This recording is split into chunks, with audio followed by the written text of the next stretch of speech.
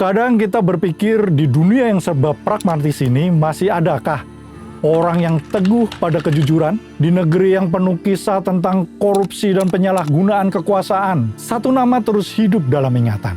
Gus Dur pernah mengatakan begini, hanya ada 3 polisi jujur di Indonesia. 1 polisi tidur, 2 patung polisi, dan 1 lagi polisi Hugeng. Ya, Hugeng Iman Santoso. Di balik kelakar itu tadi tersimpan penghormatan mendalam untuk seorang manusia yang menjaga integritasnya sampai akhir hayat. Kali ini kita akan mengenal lebih dalam sosok Hugeng. Polisi yang jujur, manusia yang apa adanya, dan simbol moral yang nyaris punah. Tonton terus sampai selesai. Jangan lupa like, subscribe, dan bagikan. Tinggalkan kesan Anda di kolom komentar.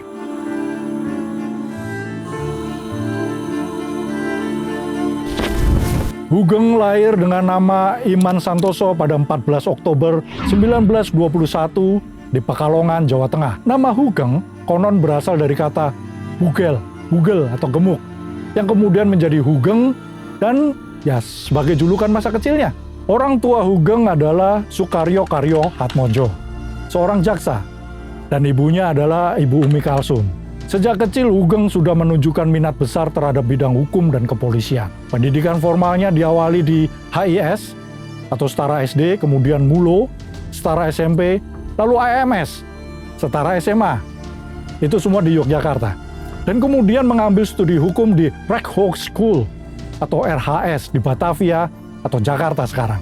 Saat pendudukan Jepang tahun 1942-1945, RHS ditutup oleh pemerintahan pendudukan Jepang, sehingga Hugeng harus kembali ke Pekalongan dan lalu bersama istrinya melakukan perdagangan kecil antar kota agar tetap bisa bertahan di masa sulit.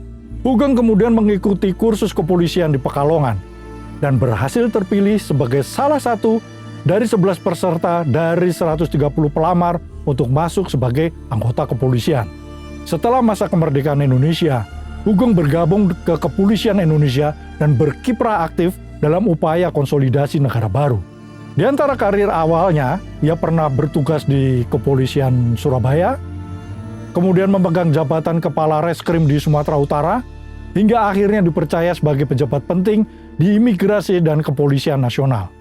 Keterkaitan dengan zaman perjuangan, Hugeng terlihat menolak keterlibatan dengan kekuatan kolonial atau NIKA, meskipun ia sempat ditahan dalam periode konflik. Ia bersikukuh pada komitmen terhadap kemerdekaan dan hukum Indonesia, tidak mau tunduk bujuk rayu kekuasaan asing. Semua ini membentuk karakter Hugeng sebagai sosok yang tidak mudah dipengaruhi oleh kekuasaan maupun uang.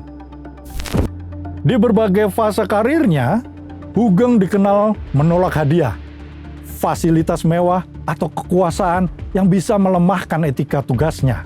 Salah satu kisah terkenalnya adalah ketika ia bertugas di Belawan, Sumatera Utara, ada bandar judi mengirimkan barang-barang mewah, sofa, piano, kulkas, tape, dan ya itu semua sebagai hadiah untuknya. Hugeng memerintahkan agar barang-barang itu dikeluarkan dari rumah dinasnya, diletakkan di pinggir jalan tanpa rasa malu.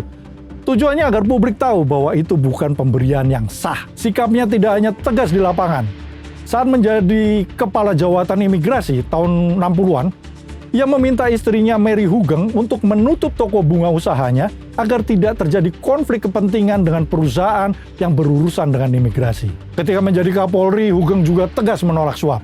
Ada kasus di mana pengusaha yang terjerat penyelundupan mencoba memberikan barang mewah atau hadiah agar kasusnya dilepas. Hugeng menolak mentah-mentah dan mengembalikan hadiah itu. Karena komitmennya terhadap etika, Hugeng hidup sangat sederhana. Gaji sebagai pejabat polisi bahkan disebut tidak cukup untuk gaya hidup mewah. Disampaikan bahwa ia berkata, yang tinggal hanya nama baik. Itu saja yang perlu dipelihara. Dalam kepemimpinan sehari-harinya, Hugeng sering datang lebih pagi dari anak buahnya, menyapa mereka lebih dulu, sebagai contoh kedisiplinan. Ia juga dikenal terbuka dan akrab dengan bawahan, sehingga integritas dan kedekatan moral menjadi bagian dari gaya kepemimpinannya. Sikap tanpa kompromi terhadap mafia, suap, dan tekanan kekuasaan menjadikan figur yang diidolakan. Hugeng menerapkan prinsip tidak pandang bulu soal penegakan hukum. Ia tidak peduli siapa pemilik kekuasaan. Ia ingin agar hukum ditegakkan secara adil. Ia memfokuskan perhatian pada pemberantasan penyelundupan, kejahatan ekonomi, mafia bea cukai, serta kegiatan ilegal lintas negara yang merugikan negara. Dalam tugas di Medan misalnya, ia menghadapi jaringan perjudian dan perdagangan gelap. Hugeng bertindak sigap dan tegas, menolak tekanan dari pihak-pihak berpengaruh yang mencoba melindungi pelaku. Di tengah tekanan politik zaman Orde Lama dan kemudian Orde Baru, ia tetap mempertahankan independensi institusinya. Dedikasinya tidak goyah meskipun banyak pihak mencoba mendesaknya agar lunak.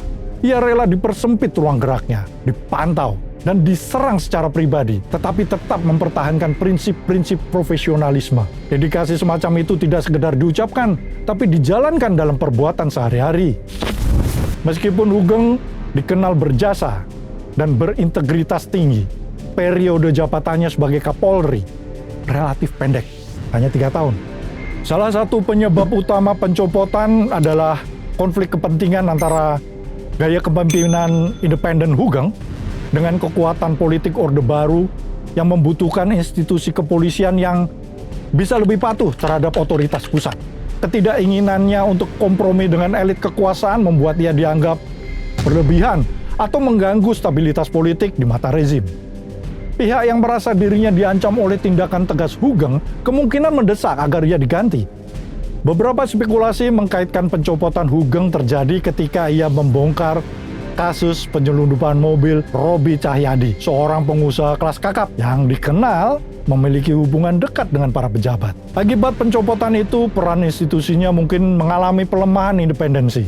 Kepolisian setelah Hugeng cenderung lebih dikontrol oleh kepentingan politik. Nama dan reputasi Hugeng sebagai simbol ideal sering digunakan sebagai pembanding agar pejabat kepolisian berikutnya lebih berhati-hati. Setelah dicopot, Hugeng tetap menjaga reputasi. Ia tidak mengumbar kebencian atau melakukan pemberontakan politik terbuka.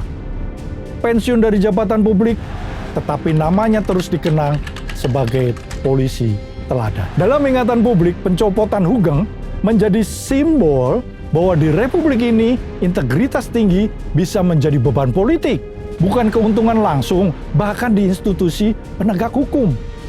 Hugeng termasuk dalam daftar tokoh yang menandatangani petisi 50. Sebuah pernyataan terbuka beberapa tokoh di masa Orde Baru yang mengkritik penggunaan kekuasaan Presiden Soeharto. Dalam konteks itu, keterkaitan Hugeng dengan petisi 50 menunjukkan bahwa sikap kritisnya terhadap penyalahgunaan kekuasaan tidak berhenti ketika ia sudah tidak lagi menjabat. Posisinya sebagai figur polisi ideal menjadikan tanda tangan itu lebih bermakna simbolis. Akibat dari keterlibatannya, ia kemungkinan menjadi sasaran pengawasan lebih ketat, marginalisasi, atau dipinggirkan dalam lanskap politik Orde Baru. Bagi publik yang mendukung pembatasan kekuasaan presiden, nama Hugeng dalam petisi 50 menjadi bukti bahwa perjuangan moral bisa datang bukan hanya dari politisi, tetapi dari institusi penegak hukum. Sekalipun dampak spesifik tindakan terhadap karirnya setelah petisi 50 tidak banyak tertulis secara rinci, reputasi kritisnya menjadi warnanya sendiri dalam narasi perjuangan demokrasi dan supremasi hukum. Keterkaitan Hugeng dengan petisi 50 menegaskan bahwa keberanian bicara atas penyalahgunaan kekuasaan adalah bagian dari integritas jangka panjang, bukan sekedar tindakan heroik sesaat. Setelah masa jabatannya sebagai Kapolri, Hugeng tidak sepenuhnya menghilang dari publik. Salah satu hal yang menarik adalah keterlibatannya dalam dunia musik, khususnya gitar Hawaii dan pertunjukan musik ringan. Menurut catatan biografi, ia pernah tampil di acara televisi dan pentas musik bersama grup The Hawaiian Seniors. Acara Hawaiiannya kadang dianggap kontroversial atau kemudian dilarang. Ya, secara implisit, dalam suasana politik rezim Orde Baru yang mengutamakan keseragaman budaya dan pengendalian media hiburan. Dalam suasana kontrol media ketat, penyiaran atau pertunjukan yang dianggap tidak sesuai garis kebijakan sering diawasi atau dilarang. Ada juga klaim bahwa menyetop siaran Hawaii atau membatasi penampilan publik Hugeng agar pengaruhnya tidak semakin meluas melalui media hiburan. Hal ini tentunya perlu kajian yang lebih dalam. Larangan itu mungkin tidak selalu dalam bentuk undang-undang terbuka, melainkan dalam tekanan administratif, sensor redaksional, atau penolakan izin penyiaran. Dengan demikian, larangan terhadap Hawai Hugeng bukan perkara musik semata, melainkan juga simbol pembungkaman terhadap figur berpengaruh yang bisa menyampaikan pesan moral lewat medium non-politik. Kisah Hugeng mengingatkan kita, integritas bukan sekedar kata, melainkan perjuangan seumur hidup.